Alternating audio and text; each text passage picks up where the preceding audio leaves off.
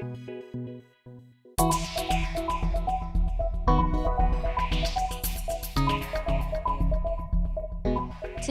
we had the Youth Coalition come, and we had one of their facilitators talk to the youth about the inequalities of youth employment. And she was able to help them by raising awareness, and they were able to conversate about the things that they see within their communities. And the Youth Jobs Coalition was started in 2006 after there was a lot of budget cuts for youth jobs. So we decided to take on a campaign fighting for more youth jobs.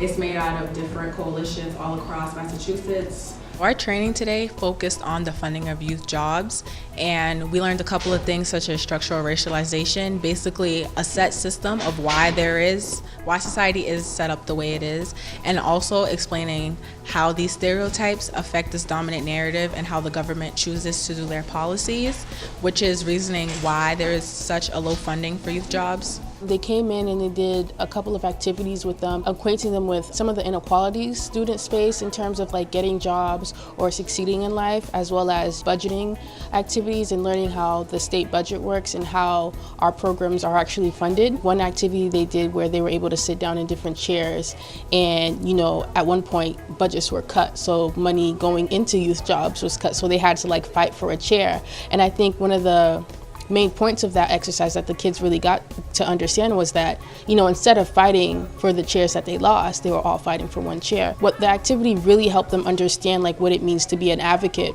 for youth jobs and to fight for money so that they have something to do for the summer as well as throughout the year. I learned that in the government, youth employment isn't as much as a priority because budgets have been cut drastically. So it's very important for youth to get involved in their community while they offer programs such as job readiness programs. They asked us a series of questions, and then if the question applied to you, you had to either step up or step back. The questions were really personal, and since they were personal, it let me know the different obstacles that my peers face in their lives that I really didn't know. Young people are the group of folks who are affected the most about this issue. I was fortunate enough to have a job at 14, and that changed the course of my life. It's important for us to have these conversations with young people. One, because young people are more prone to listen to other young people, right? So if I was running this workshop, they'd probably be asleep by the end. Regarding the Youth Coalition, I think it's really good that they fight for more youth funding for youth jobs.